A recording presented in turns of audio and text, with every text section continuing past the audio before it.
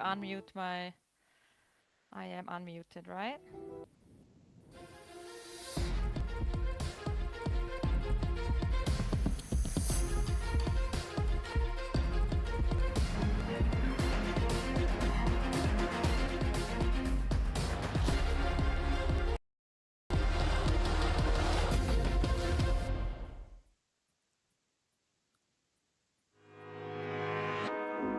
So hello and welcome to the 2025 UCI Mountain Bike World Championships in Valais, Switzerland. If you don't know what Valais is, well, here you go. It's a state, it's a region, it is a canton, to use the correct wording, in the heart of the Swiss Alps. That's what makes these UCI MTB World Championships so special. Instead of being held in just one place, they actually spread right across the region. And Valais really has it all. Some iconic peaks, wide valleys, vineyards, glaciers and trails everywhere you look. It's a spectacular playground for mountain bikers, and from those high alpine ridges to the flowy forest descents, it's an orange-bound stage for the world's best riders to perform on. And it isn't just one type of racing. We're spanning a huge spectrum of mountain biking, cross-country, downhill, enduro, EMTB, marathon, bump track, all packed into the next 2 weeks. And the really cool thing is each speciality in its own atmosphere. It's all kicked off with the opening ceremony, which brought our fans and athletes all together to celebrate the sport. And we've headed today right up here to the Aletsch Arena in Bellwald, the very first on this championship adventure. And what a way to begin. The Aletsch Arena hosts the biggest glacier in the Alps, the Aletsch Glacier. An incredible backdrop for today's racing and the racing that took place on Sunday as well. The trails here mix steep, rocky technical sections with wide open alpine flow. It's dramatic, it's beautiful, and it's the perfect place for riders to throw down those first big runs of the World Championship 25. Kicking off the action, it is our Enduro, our women's and men's elite competition. My name is Matt Payne, and it's an honour to have a rider who started racing the IXS European Cup way back in 2010, initially racing Enduro professional decade, joining me on commentary duties for the World Championship Enduro for 2025. Great to have you behind the mic. Hi guys, it's my honor to bring you some cool inside information of the race here in Aletsch. I'm right on the ground here. The stadium is right behind me, so I'm excited to share some insights with you guys. Now, we had a little bit of a change, didn't we, Cara, because we had to set stage 2 off on day 1, which was confused a few people, but it did mean that we got some amazing scenery. We got the sunshine, dry course where the riders were really pushing it onto the limit as they went down what was stage 2, the Glaciaria stage, big, wide open, lots of dust and dirt, lots of riders sliding out. Yeah, the race started yesterday with the Glaciaria stage, which starts right at the top of the mountain into some super rocky sections, a lot of high speed, a lot of rocks that can like absolutely take you out in the next second. There was a lot of punctures yesterday, a lot of drama already, but the riders really enjoyed the views on the glacier as well. It was good to get that stage down already yesterday. And we saw lots of great social media from the riders out there with the great images. At the end of that stage, though, when we came to the end of the day, Ella Connelly from Great Britain took the fastest time of the day on what was the first race stage 2, and that was 4 minutes 20 seconds. In the women's competition, she took the lead. It was Sławomir Lukasik of Poland who took away the men's lead at the end of the first day, 3 minutes 40 seconds. Today, things have changed somewhat. As you can see, the coats are there, the brollies are out, it's wet and it's slippery. Yeah, the weather really came in today. This morning it stayed quite dry out there, but then there was more and more rain in the mix as well. There was a lot of rain up at the top, super wet sections, and in the forest parts in the middle it stayed fairly dry still, which made up for some super interesting ground conditions, which was super hard for the riders to decide if it's going to hold up or if they're just going to hit the ground in the next turn. And that's one of the key things, isn't it? Knowing what the terrain's going to be like with this changeable weather, with it being dry, then wet, with it being greasy, and with, of course, changing that, going to change on the way down. And a lot of stages. Stage 1 originally planned out stage 1. That is the Blueberry Trail in action, followed by the Flow Must Go On. That's stage 3. Stage 4, the old school downhill stage.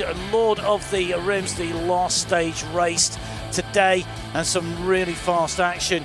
Stage winners in the women's competition today. Ellie Hoskins actually taking 3 stages, taking the first stage, the second stage and the third stage today, with Harriet Harmden moving away up through the standings in that women's competition. In terms of the men's competition, well, it's been a real mixed bunch. Elliot Jamieson taking away the first stage of the day with that fastest time. Then Jesse Melamed of Canada, the countryman of Elliot Jamieson, taking away the second stage race today. Richie Rude moving his way up to third on that stage and into top spot overall, overtaking our leader. But then we saw Slavomir Lukacic go back into top spot, a win on stage 4. But then being beaten by Richie Rude, fastest rider on the 5th stage, the penultimate stage of racing. His time is 6 minutes 12 seconds, and it really sets us up for some close racing. So in the men's race, we are going to see Richie Rude defending that fast run he's on. He's not at the top of the standings though, because Slavomir Lukacic holds the top of the standings. You ready for this? 0.19 of a second, 0.2 of a second separates first and second place. Third place, Alex Rideau, currently sitting in third at 10 seconds. There's nothing to choose really at the very top of the men's standings. In terms of the women's standings, well, Ellie Hoskins, fastest time in the last stage, pushed up to second overall. Ella Connelly leading from Great Britain with the fastest overall time of all those special stages added together. Connelly leading, Hoskins in second place, 4.58 of a second down. Behind, Hattie Harmden moving up to third, 7.57 of a second down. And Melanie Pougin from France just up into fourth place, 8 seconds down. But there's a handful of seconds behind our race leaders. So you can see the overall results after stage 5 in our women's competition.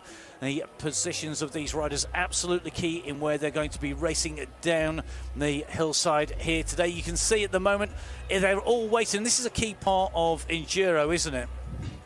Yeah, the wait at the top of the stages sometimes is long, and now, especially in the rain, riders are really going to try hard to just stay warm before they drop into the last stage. And the riders due to go in reverse order of their top 15 standings, the top 30 standings, so top 15 in the women, top 30 in the men's competition. Setting off with our fastest riders should be going off last. Because this is Enduro, we are scattered all over the mountainside here, Cara, and that has its own challenges, doesn't it, in terms of the riders moving from stage to stage, from position to position, as they make their way round. Let's take a little bit of a closer look at where our stages are. Now, we had to go across to stage 2 yesterday. We've done stage 1, stage 3, stage 4, and stage 5 already. We're into stage 6, and this drops us back down into our arena. Exactly. So today the riders started with the Blueberry Trail. They started at mid-section. It was a fast, open trail that went into a super nice forest section. And then we're going to head out. So this is going to be our trail today, isn't it? So this is the route that the riders are on, and they're going to be racing that we're going to see them on. Last stage, this is like back to the roots. Back to the roots is gonna dive straight into the finish line bowl. Here we are on the ridge line. It starts just below the town of Bellwald, and it's gonna be crucial for riders just to keep the speed on these high-speed sections. There's not so much line choice on there. Quite a few tacky rock garden where it's all about carrying that speed and going through there with momentum.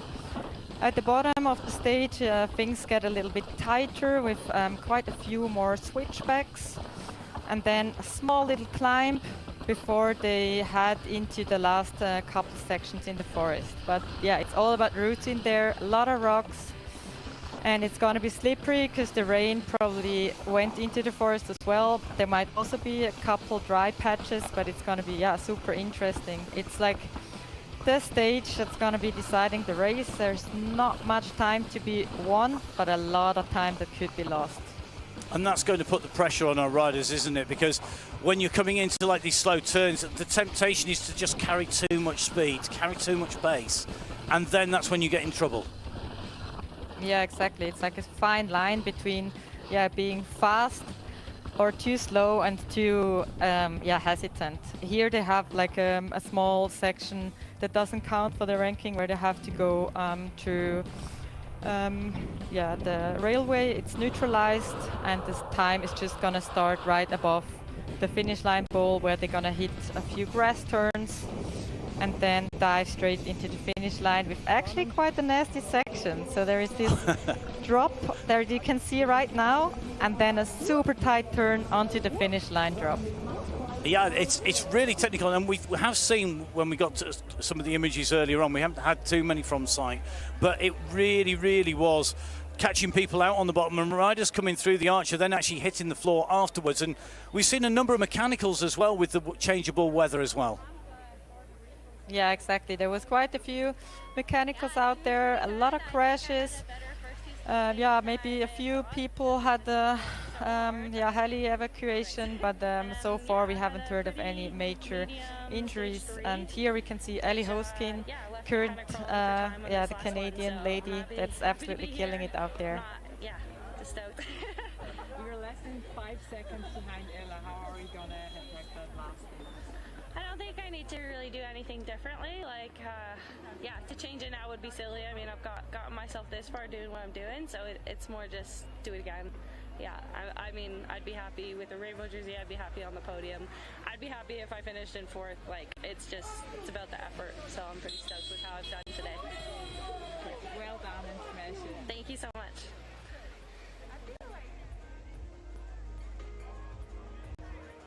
So you could just hear there from Ellie Hoskins as you see the reversed start order on your screens at the moment. So the riders will be going down in a reverse order to that with which they are in the standings. The standings in that women's competition being led by Ella Connelly. She's going to be the last rider who is up and away. These riders are going to be chasing each other. The fastest rider overall so far is the rider who will be going off last, Connelly. She will be in Hoskins in front, and you heard from Hoskins that gap is nothing at the moment. The riders just waiting to go at the top of the start ramp. They are reseeded between the start of the end of stage 5 and the start of stage number 6, and that is really critical, and that really does make it show, I think, for me, that when these riders get reseeded, it changes how they can race. They know that they've got the riders that they're challenging in front of them. We want to get going with the prize giving and protocol ceremony at about 6:15 this evening. So a reminder to all the Enduro riders, the junior men, women. So just taking a look at our riders here, just the bikes are absolutely covered. Now, Cara, we have been getting a number of people saying that the number plate's starting to get absolutely covered in mud. We've got riders hitting the floor. We've had reports of a number of riders with punctures, with issues with chains as well. But that's all part of Enduro, being self-reliant, just getting assistance from other riders rather than having mechanics and a team out on the hillside is really all part of that. It's almost the original mountain biking spirit, isn't it? That self-sufficiency. Yeah, absolutely, and that's also what the sport, it makes it really special about that sport. Riders really help each other. Like one day it's your enemy, and the other day you're helping him fix a flat tire, and that's really what it makes it so special. Like we heard of quite a few tires actually on the liaison from the second last to the last stage. And everyone was helping each other just to get the bikes and the bodies ready to drop into the last stage, which is really cool and shows the true spirit of Enduro.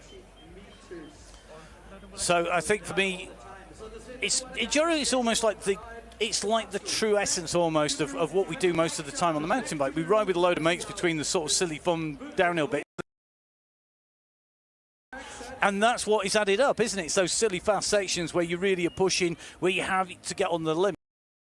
become enduro, and it's grown and grown. And you've seen that in the sport, and you've seen the women's sport develop as well. And I think that's really, really important, the way that it has developed and it's built up, and that it is becoming such a strong race field, and we've seen that with how close this racing is.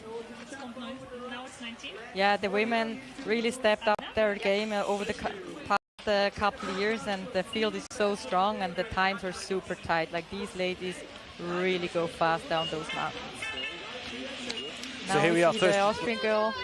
Yeah, first rider dropping in, Anna. Lily Planka, I think, just dropping in just ahead of our Italian rider. Just going to get a double check.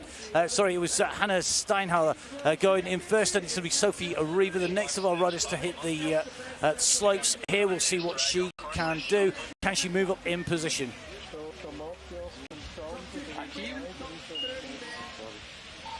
So here we go, riders ready to go and hit the slopes. The start time. The clock starts, the riders away. Not really build up speed quickly, and that's one of the key things, isn't it? You don't want to lose time at the start, and then you're always chasing it back. Yeah, exactly. It's really crucial to like go fast from the start up all the way to the finish, and then you're not done until you cross that finish line. No time to slack off. No, indeed, no time to slack off at all. I think that is one of the key things that we're going to see here, isn't it? That you can't take a break. You've got to be absolutely on the ball. You've got to be really dialed on the way down. I'm just looking across at Bex Barona here from GB here. She's got the full waterproofs on, and in some ways that's just going to really just help keep all those muscles warm, to keep everything there. But you do limit your mobility a little bit if you've got so much kit on. Yeah, exactly. Like, especially when the stages get physical, it's really tough if you wear a lot of layers. So yeah, they're riders, especially Bex. She's a proven rider. She's raced like so many Enduro World Series. She's had a couple podiums, even I think 2 wins. So she knows how to dress herself and still go fast. And yet you contrast that with our next rider about to hit the slopes, and this is Lanthea Nadeau about to go down the slope here.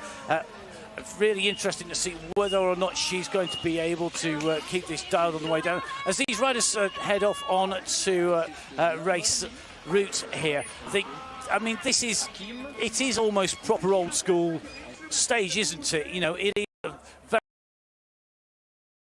And those tree roots, whilst we all know how slippery they can be, this is really, really critical. This is super critical for sure, because one instant it's holding up nice, the next section your wheel is just going to slide over those roots, and it's going to make your life a hell of a lot harder. You can see her balancing on the bike right there. That's just to try and keep the momentum and stay on the bike, letting the bike like do its thing and just make it dance for sure.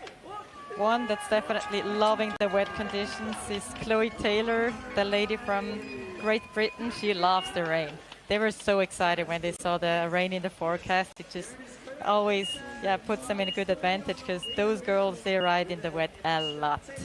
Yeah, I've seen Chloe Taylor in action out and racing. She races quite a multitude of disciplines, and very, very strong rider. And anybody who's grown up racing or riding in the UK, in Great Britain, will know that you do get plenty of rain, and it is particularly slippery in areas. There's some really great bike parks across from Wales right the way through the UK, and I think that does help with those skills, riding against good riders all the time. But the UK's not alone in that. The Alps are subject to plenty of rainfall as well. Yeah, exactly. Yeah, here you can see already a lot more of the stage. That's one of the big rock gardens right there. She's keeping good momentum through there. Foot out, it's one good Enduro skill. It's called the Enduro tripod, helps to stabilize. We're gonna see it a lot today, I reckon.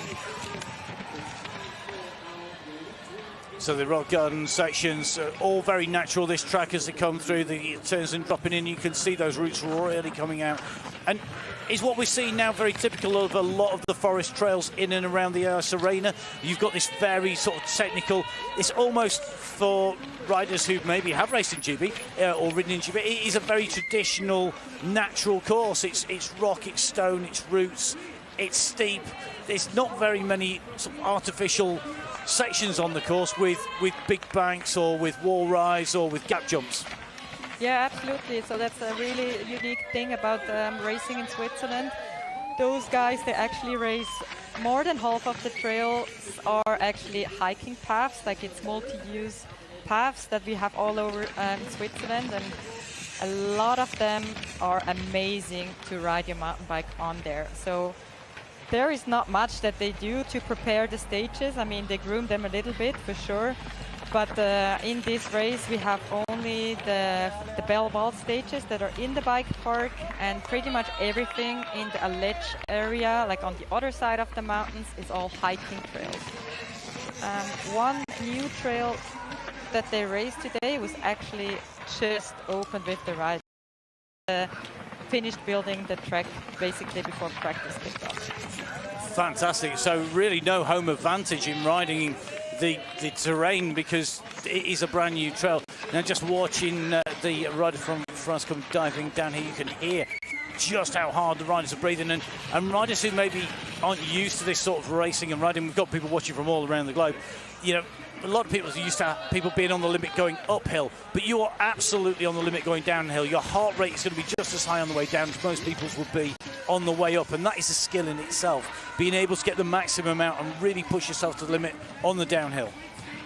Yeah, exactly. It's definitely a skill that they practice a lot, like doing intervals, have your heart rate all the way. Oh no, we see a crash right there, lost her visor. Yeah, that's also a great enduro skill, you know, like now she has seat is broken. She's gonna push through for sure. It's definitely not what she wanted to do today, because she was in the mix for today's race for sure. She's had an amazing season and definitely wanted to prove herself today. And just having to straighten out the bars. The bars are not on a twin crown system. It's what most people would see on a mountain bike with a single crown above the forked stanchions there. So a very traditional looking mountain bike rather than a downhill bike, because this is ridden everywhere. And the riders have to ride the same frame, the same wheels and components on the way through. You can't change those out. No, you cannot change anything throughout the race. Riders get a sticker on the frame, on the forks, on the wheels, so they have to bring the same bike through the entire race. And that's really cool about enduro, because it does not give a big advantage to those people that are fortunate enough to be in a pro team. Like the playing level is pretty much identical for every rider that's out there. So Kishikova going down, being chased down here by Chloe Taylor from Great Britain at the moment in 9th place as they came into this stage. She was at the end of stage 5, 1 minute 13.79 seconds down, but has about what is 8 seconds potentially to make up to move ahead of Ella Costa, and could well go with a 15-second gain right ahead of Richter, which would take her into the top 7, depending on what everybody does. And I guess that's the thing, it's about not losing time, keeping it smooth, but also making sure that you keep this dialed. Okay, next up on the top of the start hill, you can just see the riders ready to go. Harriet Harden, Hattie Harden, as she's known to most people, just getting herself lined up. She's been going quicker and quicker as we drop down the hill to see Ella Costa at the moment making her way down the slope here. Costa very, very smooth around that turn there, looking good at the moment. Seems to be very much having this dialed. Yeah, Nadine really had an amazing season. She had her absolute breakthrough season and finished 3rd in the overall of the World Cup standings, which is amazing. She's just gotten faster and faster here. Now she's really where she belongs, which is amazing to see.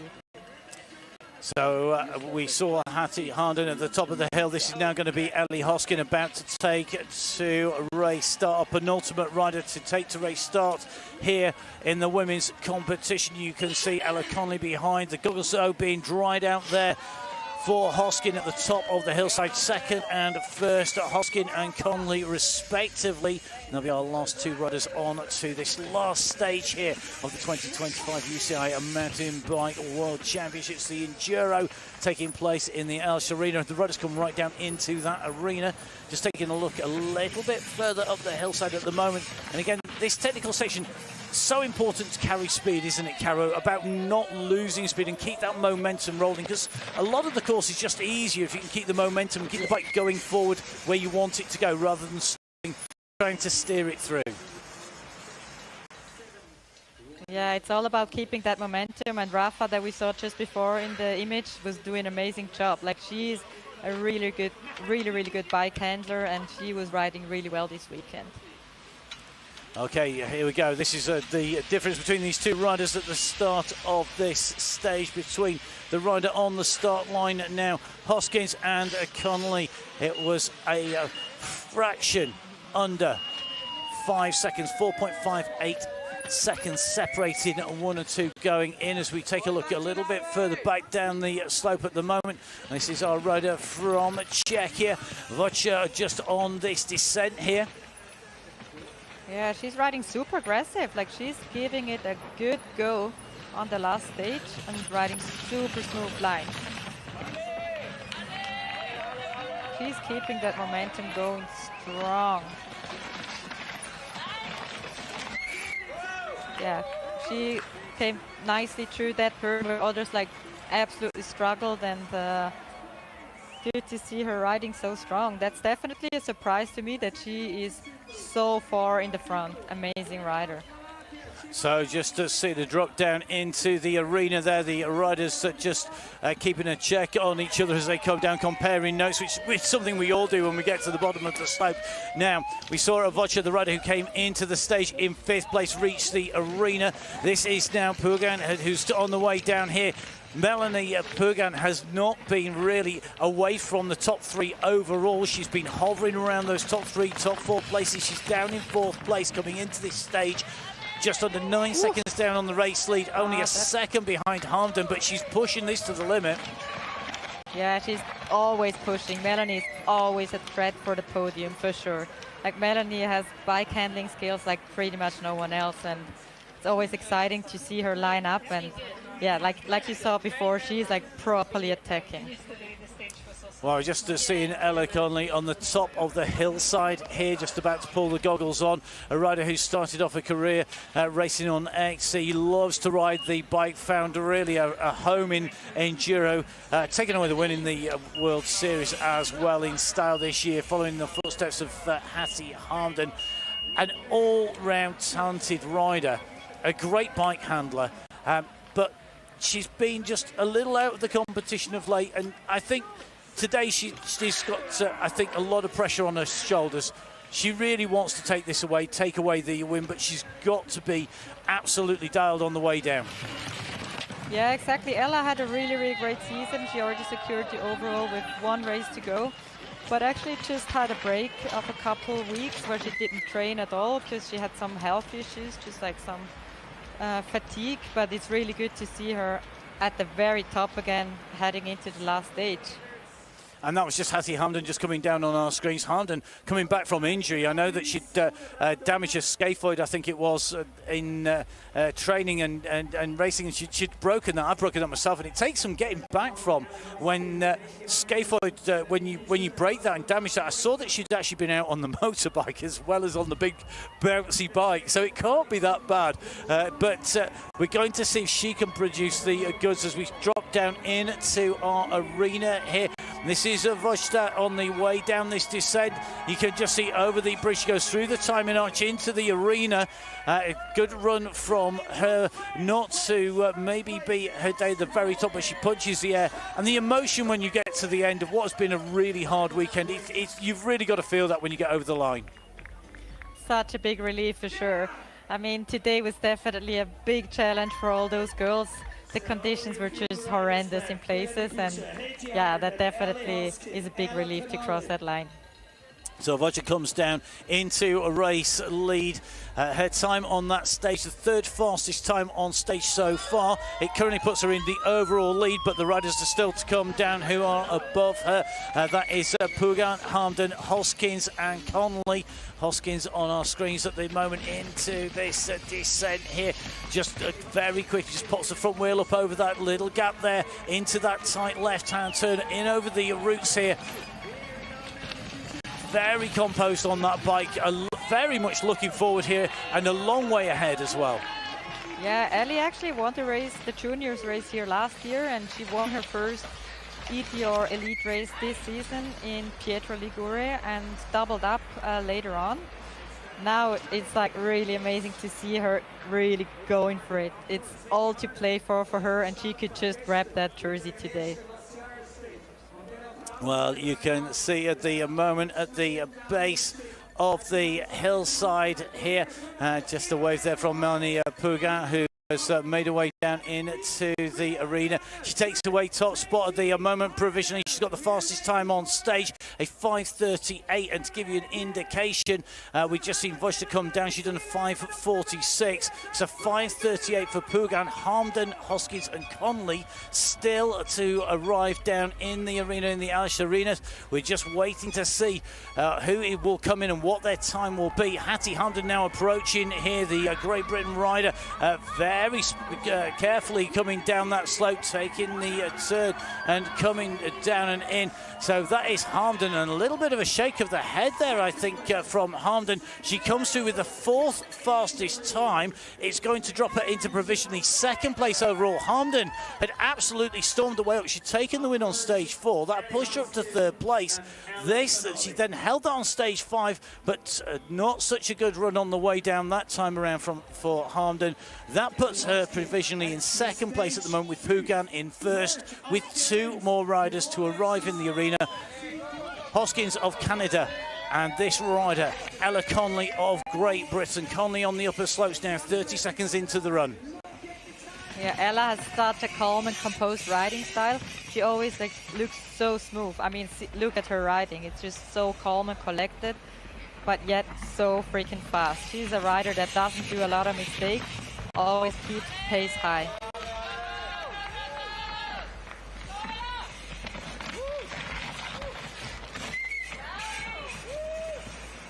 Make it so nice riding super there. Easy around the turn. Yeah, just she's making it look easy, but it's very easy to look smooth when you're going that little bit slower. The difference between being smooth and being on that ragged edge could be the difference between being first and being last. Yeah, exactly. The pros always make it look easy, but I can promise you it is not. These are some absolutely technical trails out there.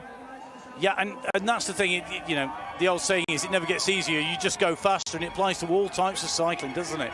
You just go quicker and quicker, you're pushing it to the edge when you're right on the limit. Here comes Hoskins, she comes in through over the line. She's going to put in the fastest time so far. It's a 5:36, so going to some 2.57 seconds quicker on that top spot, and Connelly is due to arrive at the arena very shortly indeed. At the moment, Hoskins is leading. We're looking for Connelly now. One more rider to come. Yeah, definitely. Like, Ellie had a stellar season. I mean, it's a first-year elite rider, and she just took it by storm and absolutely deserving the medal today. Let's see if it's going to be a silver or a gold one. Well, it's only going to be one of the two. Has Connelly got enough in the tank? Connelly got to win on the very first stage that was raced. She then had a 3rd place, a 7th place, a 3rd place, then a 6th place. So the momentum definitely with Hoskins, with 4 stage wins out of the 6 stages so far. Will it be Ellie Hoskins of Canada who's going to take away the top spot? We're just waiting to see Ella Connelly make her way down into the arena and see where she's going to be. At the moment, the results don't have her up on our screens. We're just waiting to see whereabouts she is. She must be on her way down. The gap between our riders, a 2-minute gap at the start, and Connelly should be approaching very, very quickly indeed.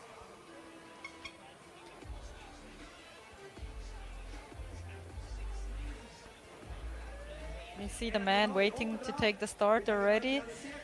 Charlie Murray back there with the Kiwi shirt.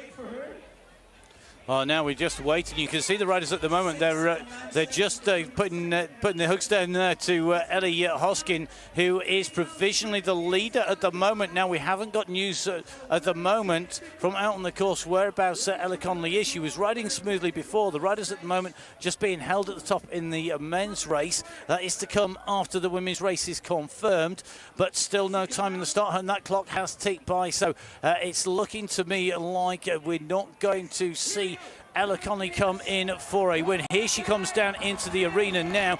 Let's take a look at this time. She's on her way down. She's not looking like she's been down so much. She's certainly not looking like serious damage to the bike. She pedals her way in and through.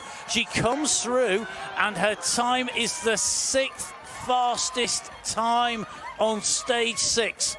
Stage 6, 6th fastest. She gave away 9 seconds to Ellie Hoskins. Ellie Hoskins is the World Enduro Champion here at the UCI Mountain Bike World Championships for 2025. Ellie Hoskins, in her first year as an elite rider, takes first place, deposes Ella Connelly down into second place. Pugan is going to take away third place, with Hamden in fourth, Vochta in fifth place, and it looks like a home sixth place, a top 10 for De Bacogno, then Richter of Germany in seventh, El Costa of Italy in eighth. It's very much drums on the last descent there for Ella Connelly. Elation for Hoskins, and Connelly, I think, will be ruined what could have been. Yeah, definitely, but it's so good to see this young rider taking that jersey today. Wow, like so deserving. What a ride of her. Well, brilliant ride from the Canadian with that maple leaf proudly displayed on the jersey. Canada putting Hoskins in to a top spot. They've got a top spot, and they've actually got another rider inside the top 10 as well. So it looks like they've managed to get at least 2 riders in that top 10. Indeed, they have. Nadeau in 9th place there. So you can see the results on your screen. We have got the full results on the way in at the moment. They are just awaiting confirmation by the race commissaires, race referees. The commissaires do an invaluable job of making sure that all the riders follow the rules, that it's all safe for the riders, that the courses apply, follow the regulations, so the right amount of uphill, downhill pedalling in there, whether it's safe, there's not going to be anything that's going to come down, no trees that's going to fall on the riders. They can be the rider's best friend, they can be the rider's worst enemy. I'm sure, Cara, a bit like me, you've fallen foul of the commissaires on occasion. Yeah, usually you don't have a lot of say in there. No. Here we see Matt Walker lining up for actually his very last professional race. He's gonna quit his enduro career with this race. So yeah, it's a shame that he's gonna move on, because he was always super fun and fast rider to have around. Well, we're going to have the top 30 riders in the men's competition on the way down. Matt Walker, the first of those riders to leave here. He sets off onto the same course, same stage 6 of 6 here at the 2025 UCI World Mountain Bike Championships. The riders making their way down into the Aletsch Arena, one of our main areas of competition. But of course, competition spread out across a multitude of venues within the Valais region, from the downhill to the pump track, across to the cross country, the XCC, the E-Enduro and Enduro here in Aletsch Arena. Next rider about to take it to the start, following down. I think this is going to be just taking a quick check on our screens, because just had an update come in and through. Just checking it's not an update on those women's timings. No, they are still confirmed as Ellie Hoskins in there. So just back up at the top of the start hut here, so we see our next rider due to leave here, Jack Moyer. I think that is just heading down onto course. A really well-known rider, like he's made his way over from downhill to enduro a couple of years ago. has his own YouTube channel, Moi Moi TV, with a massive following of fans. Me. And he's having, yeah, a big fan For sure. for sure. It's a great watch. Give it a watch. He's Always. absolutely brilliant to see. Definitely. It's a great way to support the riders as well, as we see our next rider go down. Corey Watson from Great Britain just hitting the slopes. Sorry, Caro. Enough of me fanboying over the fact that Jack Moy is such a great... He really puts... well for me. And I think that's one of the things here. The riders, they've got to... You don't get the... Yeah, absolutely. I mean, Enduro, you need to have the flow to go fast. It's like long days out, and you need to be able to read the trail to really go fast. You know every rock that's out there. You cannot like remember everything that's out there. It's about remembering the key sections, knowing exactly where to enter them so you end up on the right line. And if you keep it fast, you might as well go a little... if you keep it fun, you might as well go a little faster for sure. More fun to be out there with the other riders too, for sure. Yeah, and I think that's one of the things, isn't it? You're transitioning, you're waiting for your run at the top. It always seems to me a lot more chatty, a lot more talking at the top than maybe there is at the top of a downhill. We're in danger of upsetting all the downhill fans. Is it just that little bit friendlier? Is it just by its very nature, just there's more talking and less getting in the zone? Yeah, I guess it comes with the nature of the sport. I mean, you spend long days out there. Most often you have 5 to 6 stages. Sometimes it's 2-day races. You spend a lot of time together. And if you have to do a liaison that's covering like several kilometers with lots of verticals, you might as well chat with your mate and a racer along the way. It just makes the liaisons a lot more fun, and usually it goes by quicker when you have a nice chat along the way. And usually the riders really support each other on the liaisons as well, if there is a mechanical or anything. Here we see Eddie Master tacking on the last stage. Nice. Yeah, Masters there just unclipping as he came around that turn, just trying to carry as much speed as he can. And rider again, another rider who's transferred over and across from downhill into Enduro. Been around the scene a long time, but putting all that experience to good use on the course. Yeah, experience really helps their enduro racers, because you have seen a lot of trails and you can judge conditions quite quick, so that's definitely an advantage if you have done a lot of enduro races. So just watching these riders descending down the hillsides here. Jack Moyer just on these lower slopes at the moment. Currently the time ticking as he makes his way down here through this left-hand turn, still looking smooth, carrying plenty of pace in here. And you can just see just well back on the bike as well compared to some of these riders, but very planted through here. He's got that line absolutely dialed. Yeah, he has his line dialed. Nice exit speed there as well.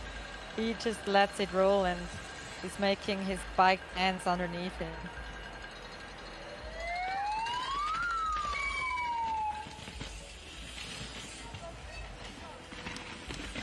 So Corey Watson of Great Britain, our next rider, coming down the slope here, taking that left-hand turn. Great Britain with a medal for Connelly, a silver medal already. Will Great Britain add to that? Hull, who's going to come out on top of the standings of the nations riding Enduro and e-Enduro. 220 athletes from 28 nations, 39 riders from France taking part, 35 from Germany and Switzerland, and the USA tied with 23. It shows you the countries that have got a really strong representation within Enduro. Yeah, usually the Frenchies have the biggest representation always in cycling. It's definitely the nation to beat. I think all over the next 2 weeks of racing here in Switzerland, the Frenchies are usually the nation to beat for sure. They just have such an amazing program to build the riders up from junior, and they really bring them to the very top level in every discipline of cycling. So we just saw Viv Persak go down. I think that's William Brodie just following through the section on this lower section, and then just watching here descending down Eddie must have just on that lower slope, but at the moment. Yeah, great to see Eddie back. He's been having quite some unluck this year with a few injuries, but he looks like he's back charging. Always a fast and loose rider to watch. Nicely turned around there. You could just see it's almost a back wheel hop out to straighten out the line and just get going again. As he accelerated up and put the pressure on there. A really nice move there as he came out that turn. Didn't even use all of the track, and you could see that pace he was carrying through. Yeah, same absolutely. section here. Well, almost from the sublime from how to do it to how not to do it there. Once you take your feet out, you're losing momentum. You're not getting that drive, are you, as well? And that is absolutely critical, not losing time anywhere. Yeah, absolutely. It's about going fast everywhere, but sometimes it really helps to like plant your foot somewhere so you can make sure you're not crashing. So that's definitely faster than crashing at the corner. Just plant the foot down and keep tracking. Greg Callahan here, he's an absolute veteran of the sport. Always want to go fast, but I think today he couldn't really find his speed that he's usually carrying. Definitely going hard on the last one. And I think having ridden in Ireland and in the UK, if we talk about the UK being wet, there's plenty of wet places in Ireland to ride as well. Some absolutely stunning bits of trail, nicely done around that turn as well. Really interesting comparing the different riders around the same section of course here, Caro, and how they approach it, how much speed they carry in, how much they carry out, and how they maintain that momentum, and how much they lose when they get it wrong. That comparison really, really interesting. Yeah, it's super interesting to compare. Here you don't see a lot of line choice, but so often, especially on these alpine trails, there are a lot of high lines. You open up a corner so you can carry as much as possible speed to exit the corner with as much speed as you can.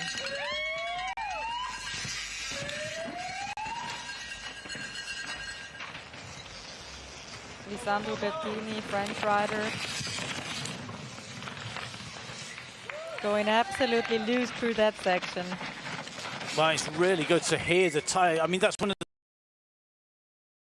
the... Hear your tyres when they're about to let go. You can tell when they're breaking away. Even if you can't feel it underneath you can hear the raindrops on the microphone, the fact that we can hear the rocks being thrown sideways and the tyres are throwing debris everywhere. For me, what you can hear is as important as what you see on the bike, and as well as the feel. Yeah, for sure. I mean, like, I can only speak for myself. I kind of didn't hear a lot anymore when I was racing. Couldn't hear spectators. It was all just a blur, and you just really in the zone, going for it and just looking for that next line and the next corner, and yeah, I just let it loose.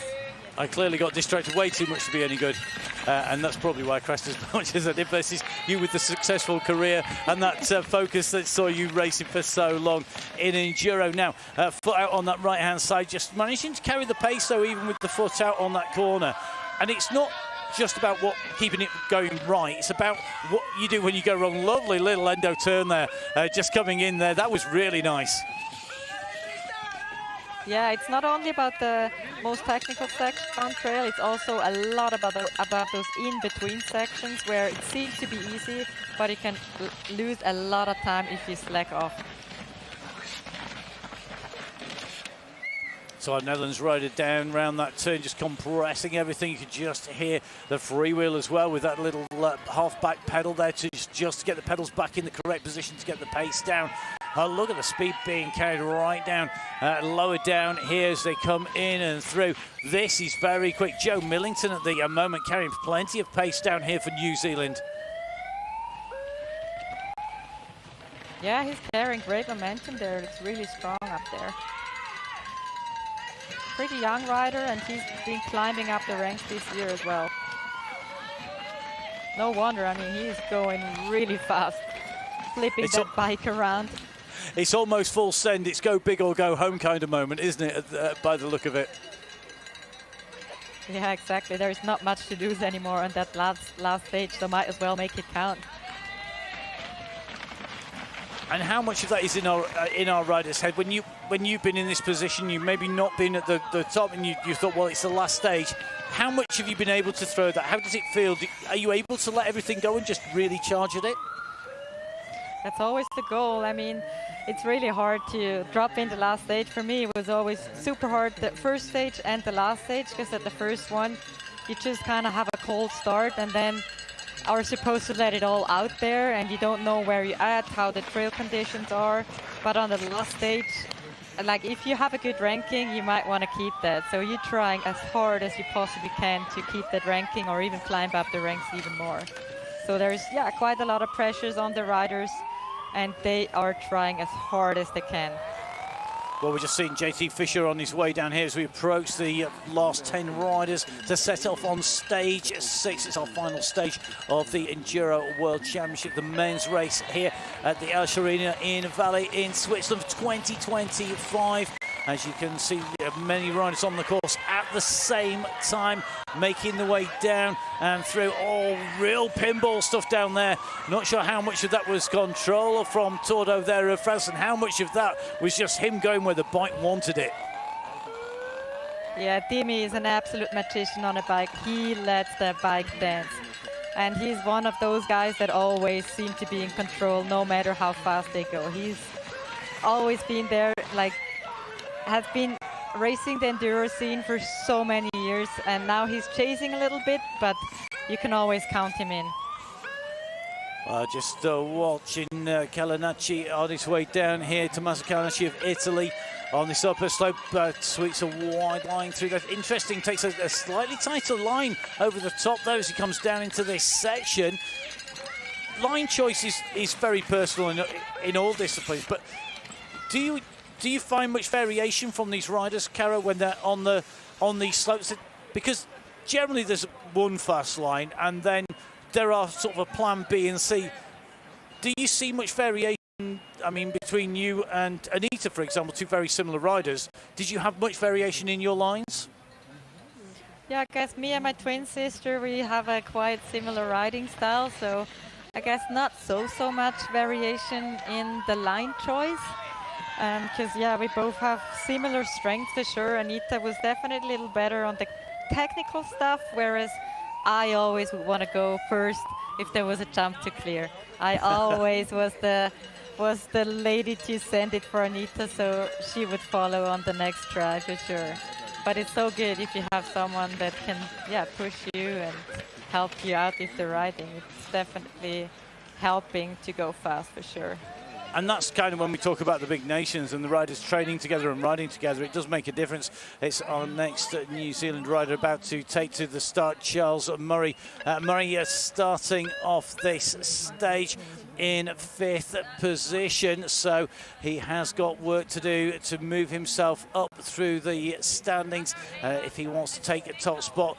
16.49 seconds down on top spot, but he's only 1.03 of a second behind the rider ahead of him in 5th place, and that is Elliot Jameson of Canada. Yeah, Elliot's been a flying day. He's been doing really well here the past year, and today he was just all smiles out there the whole day. But here it's actually Leif Rogers, which is also an absolute killer guy from Canada. You can just see that the level of riders in Canada is at the all-time high right now. With Ellie just taking the win and so many of the Canadian guys in the top 10, it's amazing to see. Canada's been stepping up their game. Yeah, Leif Rogers setting off 8th to last rider in the 8th position overall. His countryman, though, Elliot Jameson, has been quick. He had a bad stage 4 where he lost most of his time. Now, we did get reports that he had issues out earlier on, Elliot Jameson, and that was causing him problems out on the course. And in transition, he'd been into the pit, but certainly looking up for the run down here. So, rider we're in with at the moment, Jesse Melamed, another of these strong riders from Canada started off in 7th place, 27 seconds down on the race lead, 2 seconds off from Francado of Italy, and about 11 seconds on Murray of New Zealand. So with work to do, but further down this hillside, he'll get into that arena that we can see down below us down in Aletsch at the moment. You've got to make your way all the way down off the Aletsch arena, down the way into the final arena area where the crowds are waiting. Now, Alex Rudo, the next rider to drop down on to the stage in 3rd place at the moment. That's the stage when he was in 4th place. He was after the end of our stages race. He stayed in 6th place on the 3rd stage, then moved up to 3rd and then held 3rd place. So Rudo with a podium in his sights. Can he make it stick? He's got to hold off the challengers. Francado, the rider on the slopes at the moment, 6th place coming into this stage. 15th on stage 1 is where he lost a lot of his time at 12 seconds down on stage number 1. So that was really not a good start for him, coming in 15th place, but then he moved to 7th place consistently, then 6th place, carrying some nice speed down here. Absolutely. Tommaso has been having an exciting season as well and really made his mark in the World Cup this year.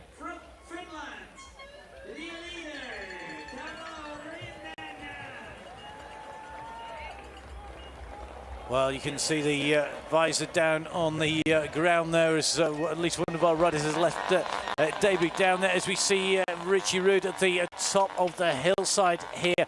He's put in some storming times. He actually had the fastest time on stage, on stage 5. He's on the ascendancy again. He took a 2nd, a 4th, a 3rd, a 4th and a 1st. He's going to be going down. He's got work to do as we drop back in with Charles Murray, the rider who started the day, started this stage, in 5th position. Takes the wide line around the top there. Charlie's been having a storming season, but been chasing the podium all season, so he's on a run here. But apparently there was a crash involved at one of the stages today as well, so he lost quite some time there. Yeah, 15 seconds on stage 4, which seems to cost a lot of people big time. One of our biggest stages, the fastest time on stage 4 came from Slavomir Lukasic, the leader in the house at the moment, as they come into this stage. As we take a look further down the hillside once again.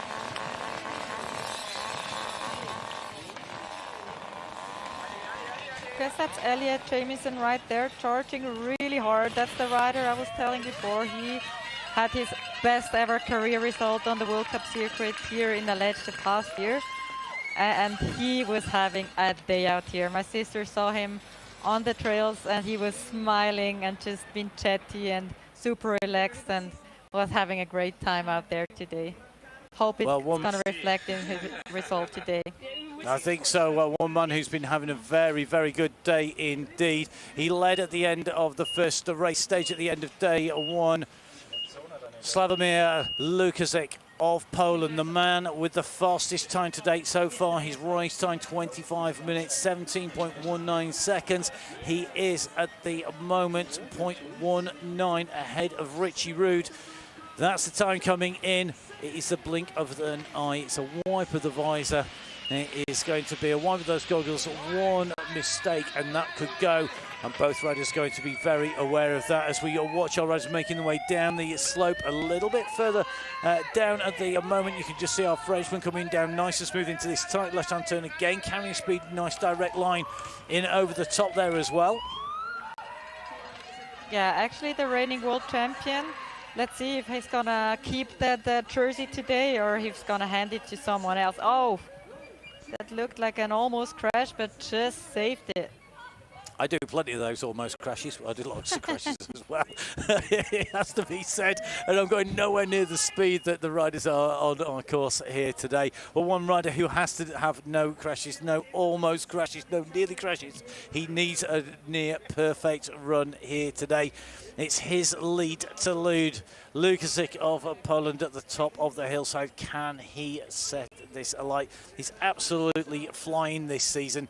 And I don't know about you, I think in some ways it'd be a just reward to see the man who's at the top of the rankings, the man who's leading in the World Cup overall, take away the win at the World Championships.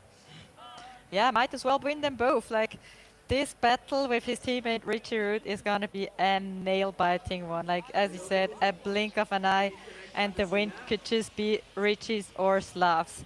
And it's going to be amazing to see that battle of those giants. Each of them could just take the win today. Well, here we go, time to drop into the arena. The times are going to be tight here today. So we see the riders dropping in a little bit further up. Richie Rude, I think, is absolutely slicing in between these trees at the moment. Around that tight right-hand turn here, down into the descent. Oh, he's keeping it tight. That foot is out. He's pushing it to the limit here. He has to claim back 0.2 of a second on the race leader. And that means every single placement of those wheels is going to count. It could be deceptive, but that is looking quick.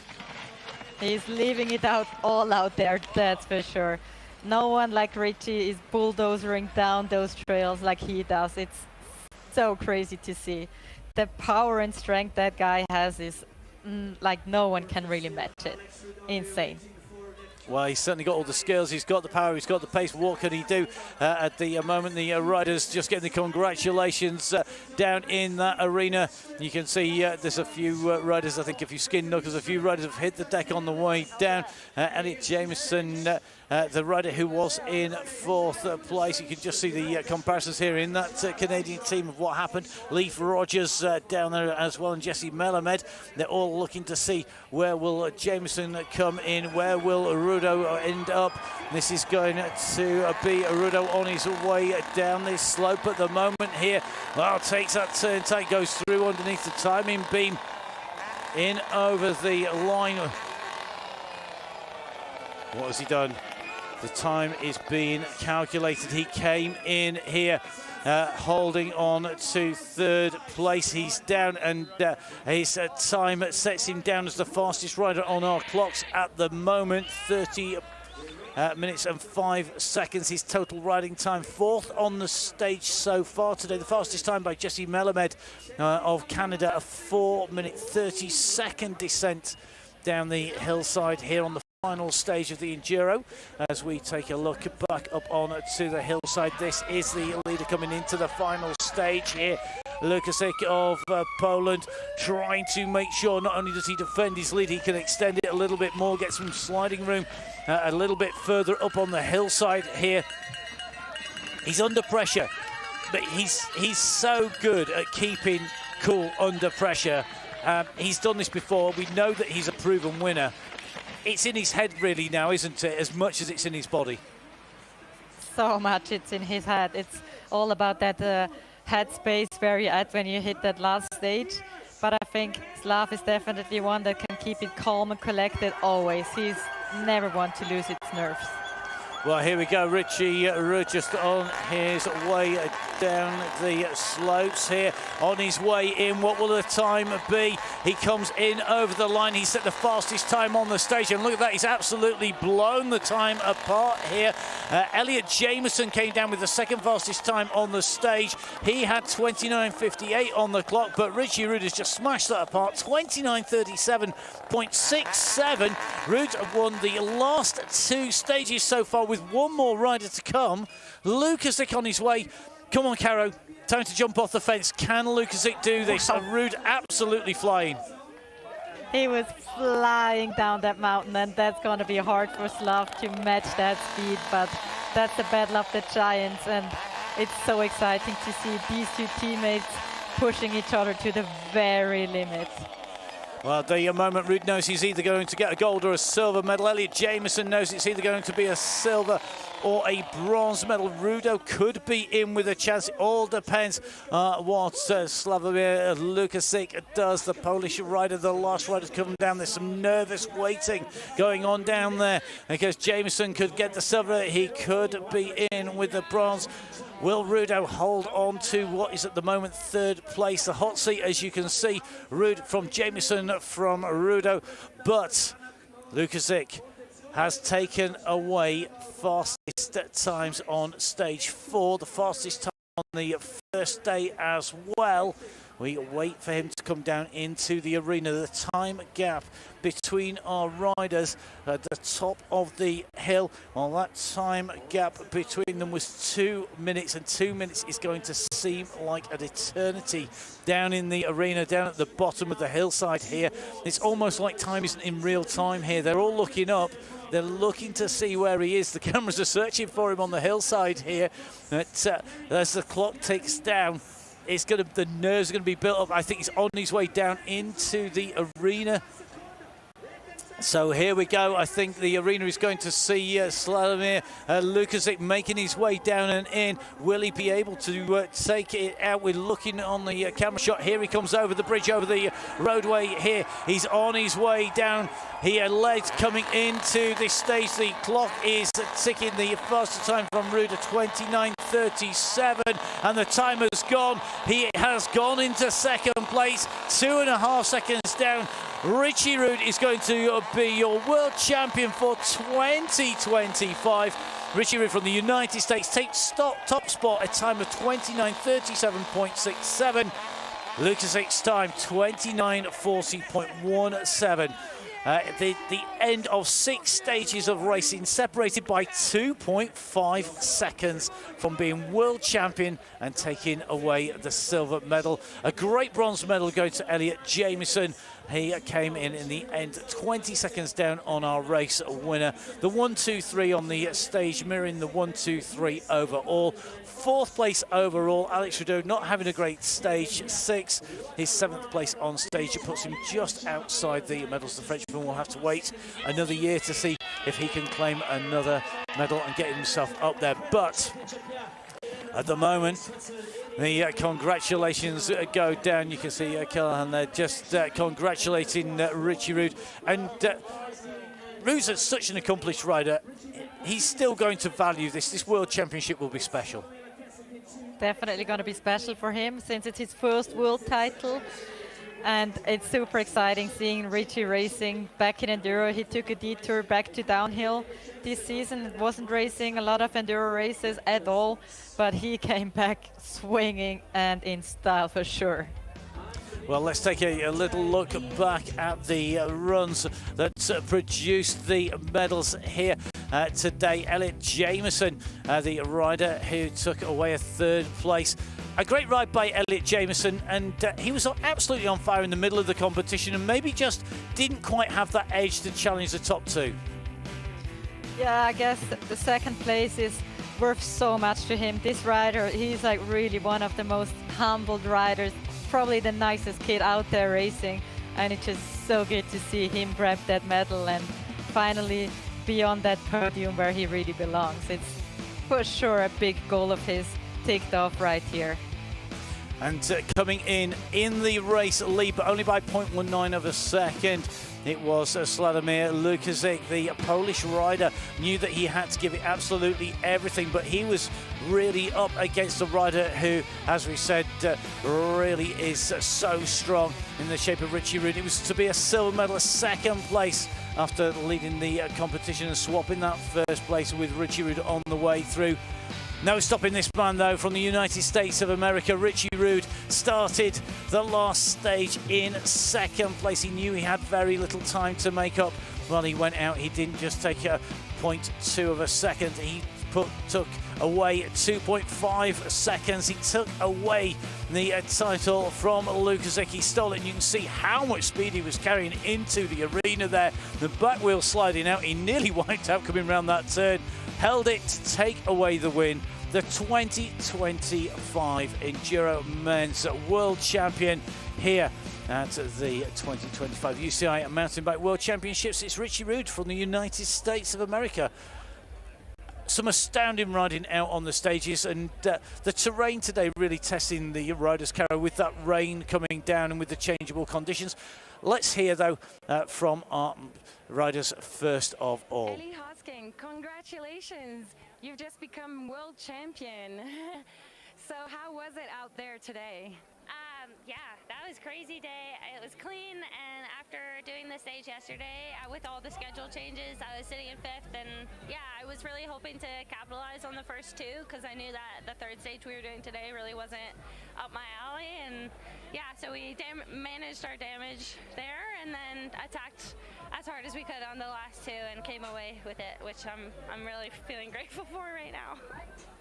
Tell us what was going through your head on the last stage when you knew that the world title was on the line? Honestly, when I found out I was sitting in 2nd, it was more about holding that position than it was about like making up time, because I find when I stress about seconds, I tend to lose them. And yeah, so it was really just keep doing what we're doing because it got me that far, and yeah, it worked out. Yeah. How did you enjoy the course today in Aletsch Arena, and is there any section that stood out for you today? Yeah, I think my favorites are typically not like the general rider favorites. I like the pretty physical ones and the pedally stages. So yeah, I was a little sad when we cut the long stage in half. I was hoping for that, but it was still really, that stage was probably still my favorite. I think that one was 5, yeah, the second to last one. Awesome. Well, you're going home with the rainbow jersey. That's crazy. How are you celebrating tonight? Yeah, probably just go have a bottle of champagne with my coach and just take it all in. Yeah. Sounds like a good plan. Congratulations. Thank you so much. Thank you. Well, brilliant to hear from Ellie Hoskins there, the rider on the way down. The weather conditions, as she said, are causing a change of schedule to have stage 2 in early before we went to...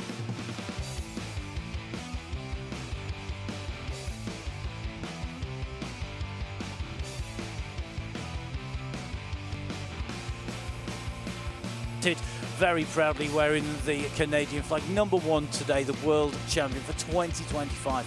Ellie Hoskins of Canada. A 2nd place for Ella Connelly. Connelly's had a great season taking away the World Cup. At the moment, she's leading with 220 points clear on the World Cup Series. A 2nd place today, and it will be a silver medal for Ella Connelly from Great Britain. She knew with that 6th place on the stage, it wasn't going to be enough. Great riding all the way through the stages for Melanie Pougin of France. A 2nd place on stage 1 really set her up for staying inside the podium. She dropped to 4th place on stage 5, but then picked herself straight back up again, pushed herself up into that bronze medal position, taking 3rd place by the end of stage 6. 3 great riders ahead of a whole host of incredible riders. Let's hear though from our world champion in the men's enduro competition. You've just become world champion. What a race. How does it feel to bring home the rainbow jersey? Yeah, it feels great. I mean, last year I was going for it. I won 2 titles 2 years in a row, and like, I guess, yeah, having world championships a thing now in Enduro is like a really big goal of mine. And yeah, I've only raced 2 other Enduros this year. I've been focusing on downhill, and to come in and kind of achieve this big goal of mine feels so good. And me and my teammate were battling kind of most of the day today, so just having that good energy, pushing each other. But man, to be on the top step is, yeah, it's unreal right now. What stage made you push the hardest, and how did you push through that? Yeah, I had like 2 good stages to start today, and then stage 4 is kind of like steeper and a bit longer, and I kind of struggled on it. And so then after that, I kind of had to just like regroup and push hard. And so yeah, on 5 I gave it my all, and then I saw how close the gap was for 6, and yeah, I knew I just had to give everything. So definitely those last 2 after stage 4 really made me push. Tell us, how was it to start on the Aletsch glacier, and how does it feel to race in such a panorama? Yeah, I think it's always great, like when we have these world championships, especially in summer, like really pretty, and just being up so high and seeing the glacier really makes it feel like all more special, I guess. Amazing. Any plans to celebrate tonight? I got to regroup, and I got downhill world championships next week, so I'll be thinking of that for sure. Amazing. Congratulations today, and good luck next weekend.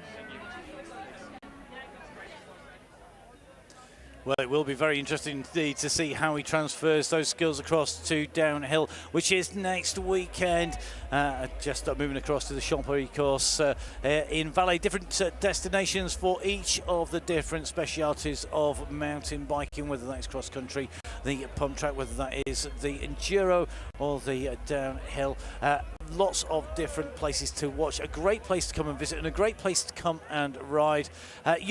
Despite retiring, Carrie, you're still out on riding, taking groups out and around, taking groups out from the hotel that you run with Anita, the other half of the Gerrig twins.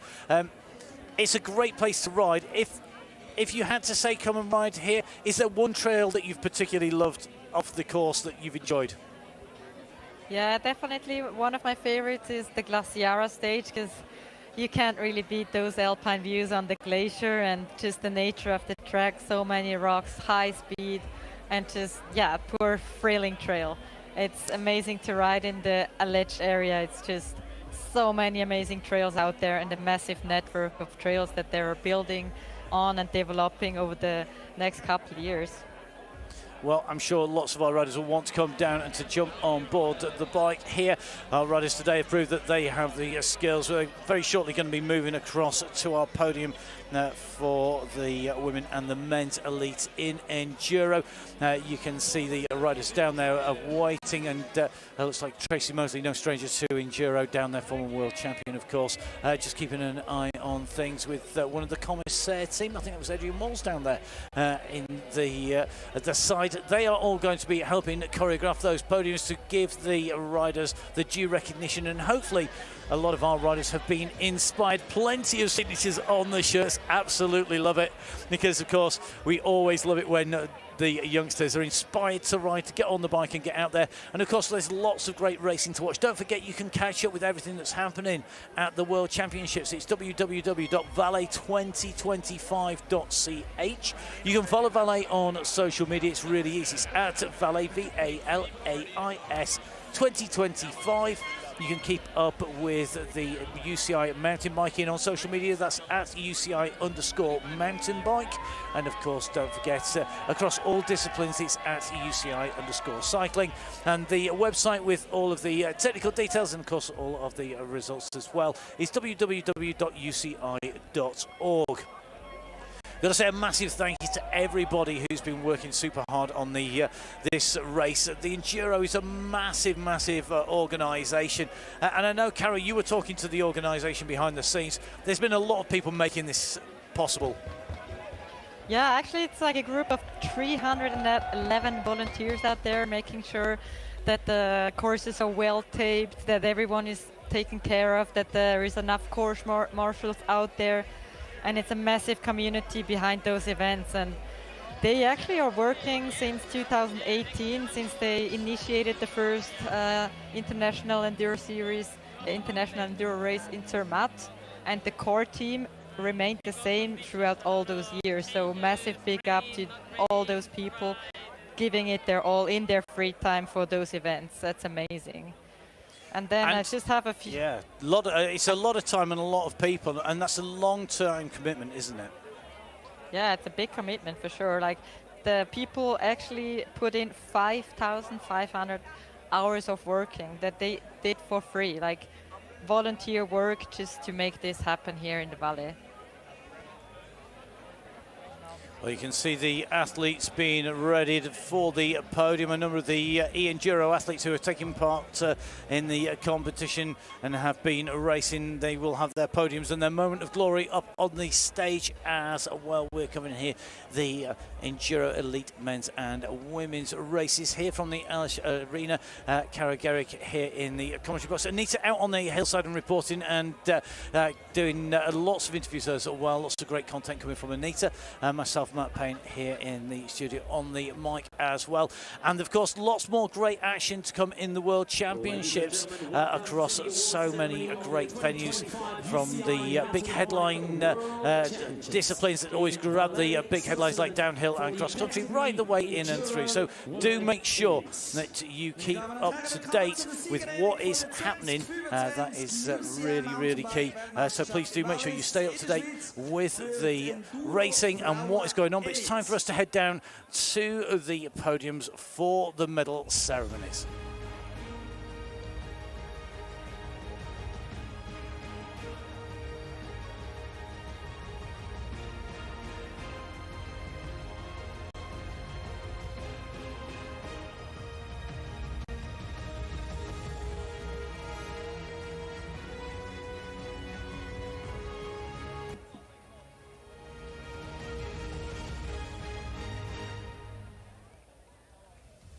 The medals and jersey will be presented by Thierry Marisol, the president of the UCI Mountain Bike Commission.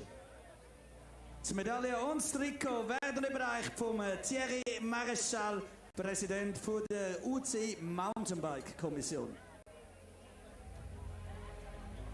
In third place and winner of the bronze medal, representing France. Auf dem dritten Platz und Gewinner von der Bronzemedaille, vertreten von Frankreich, Melanie Puget.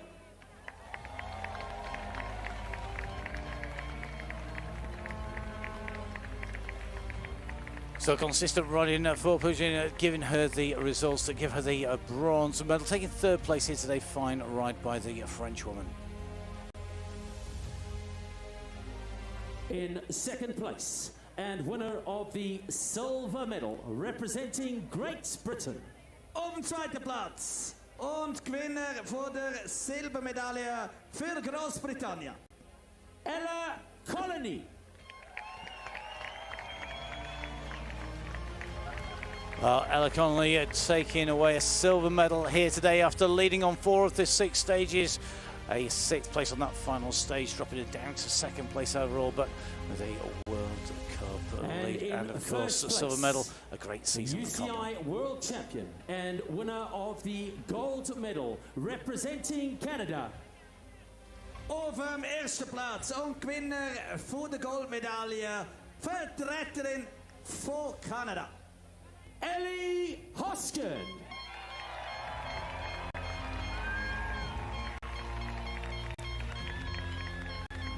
What a ride, what a talent for the future. Ellie Hoskin, 5th place after the first stage ridden, then into 2nd place, then into 1st place after stage 3. Stage 4, she dropped down to 4th place. She picked herself back up, 2nd place coming into the final stage. She rode an absolutely blinding stage 6, taking away the stage win and putting herself into the race lead. She pulls on the iconic rainbow banded jersey, punches the air in night. Your world champion for 2025, Ellie Hoskins of Canada.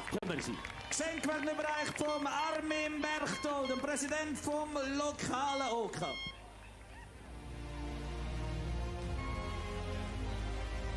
Well, what a fantastic gift to be given on the way through. You don't just get the medals, but great to see the iconic bells being handed out to the riders. Connelly clearly delighted by that. That's going to be ringing its way around Scotland, that is for sure. Brilliant to see. What a fantastic result. 3 amazing riders, 3 fantastic race sets of runs. Brilliant racing here today. The gifts continue to come to our race winner from our timing sponsor here today. Don't forget, of course, all of these riders, there's still plenty more races left in their season in the Enduro World Cup, but I have to say, today they have certainly excelled today and yesterday on the mountains here in the Aletsch Arena. Zur Ära von UCI-Weltmeisterin spielen wir Nationalhymne von Kanada.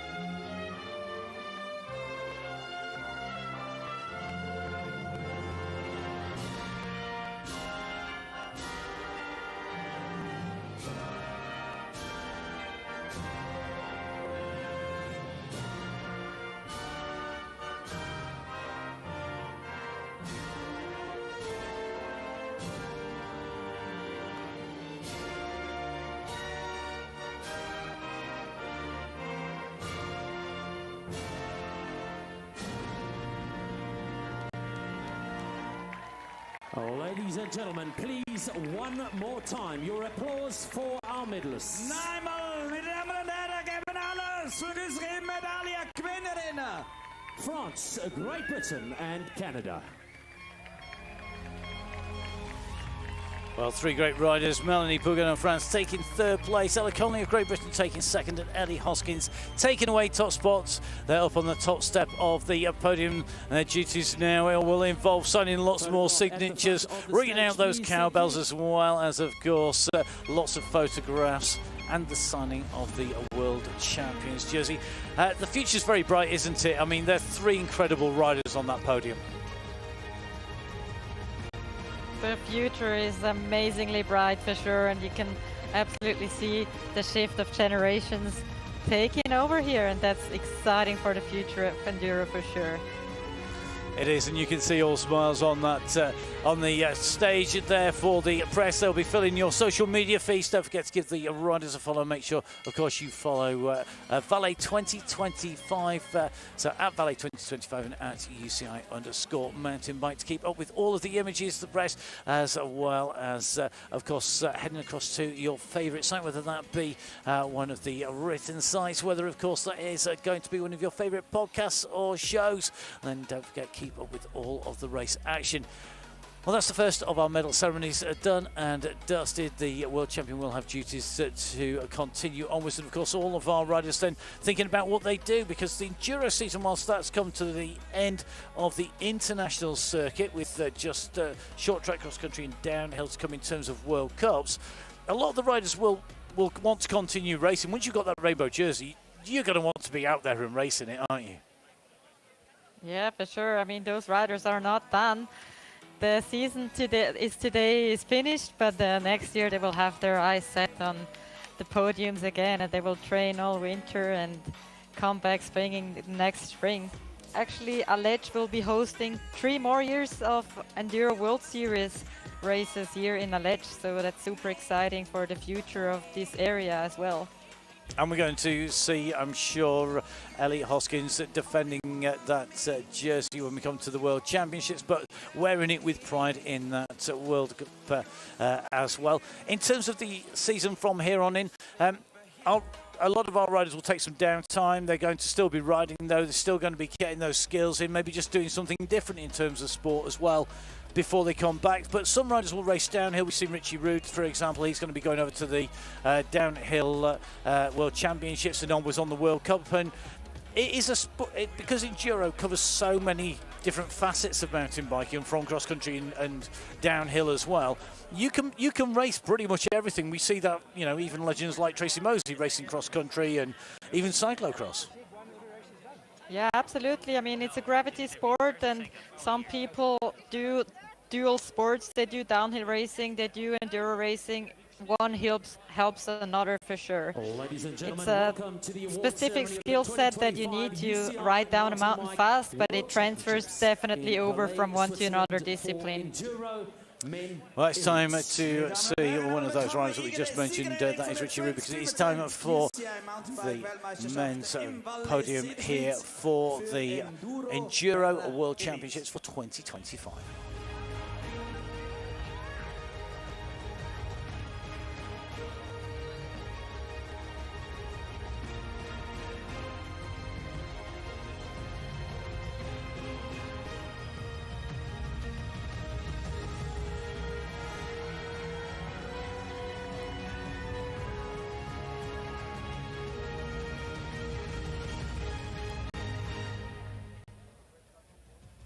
The medals and jersey will be presented by Thierry Maréchal, the president of the UCI Mountain Bike Commission.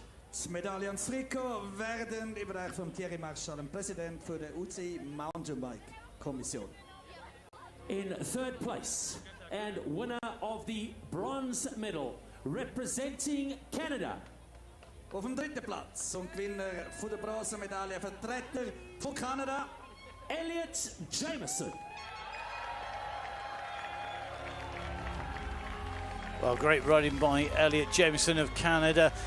Came down off the first race stage in 7th place. He then put in the fastest stage 2 to move us up into the top 3. He yo-yoed in and out, but at the end that last ride, taking third place on the final stage, 6 enough to pick up the bronze medal and take third place. Auf dem zweiten Platz und Gewinner von der Silbermedaille, Präsentator von Polen, Sławomir Lukasik.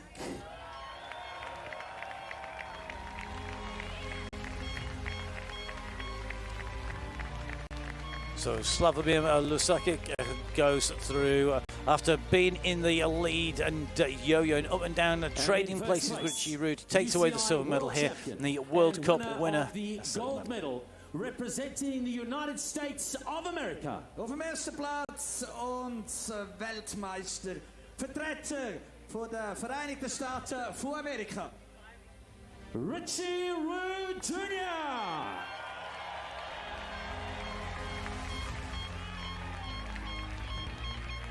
Well, Richie Rude will be pulling on the iconic rainbow banded jersey that is presented across all of the disciplines of cycling.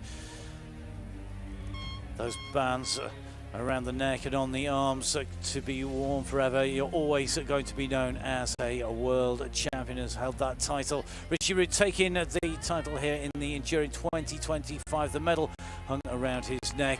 Top step achieved for the man from the United States of America. 3 very big smiles on the podiums. He was an absolute legend before, and today he's just marked his way in the history books with another big victory. That's amazing to see.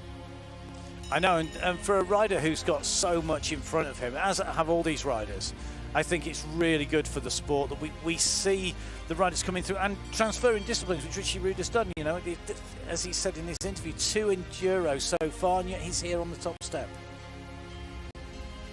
The Tissot watch will be presented by Thierry Marichal, President of the UCI Mountain Bike Commission. Well,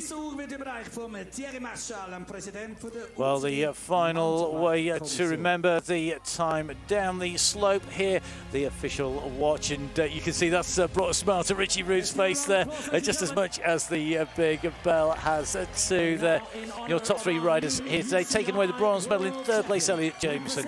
Taking second place, taking the silver medal, Sławomir Lukasik. And taking top spot, the gold medal, the world champion for 2025, Richie Rude Jr. of the United States of America.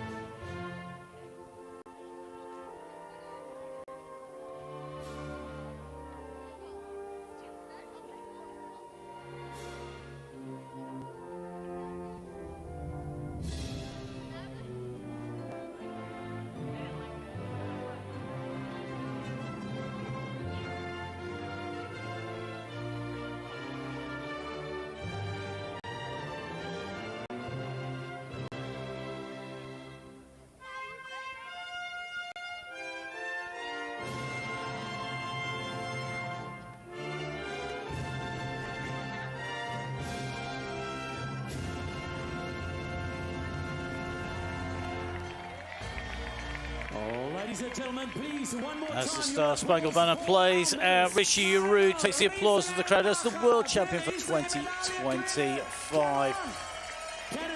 3 fantastic riders really battling all the way into the end, and that last stage results: third place for Elliot Jameson, second place for Sławomir Lukasik, and top spot for Richie Rude Jr. Really reflecting the overall top 3. There we go. Thank you.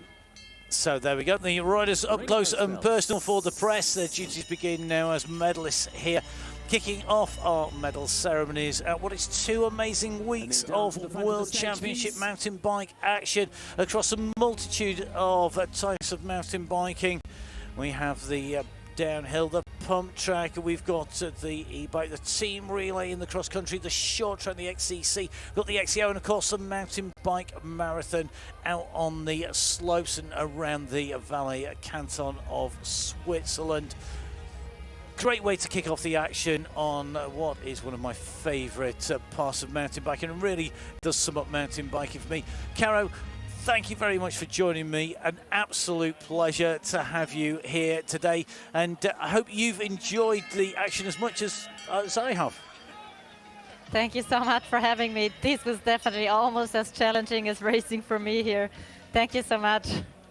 An absolute pleasure to have you, and thank you for those insights into the riders and their racing. The riders now, well, our world champion will be heading backstage.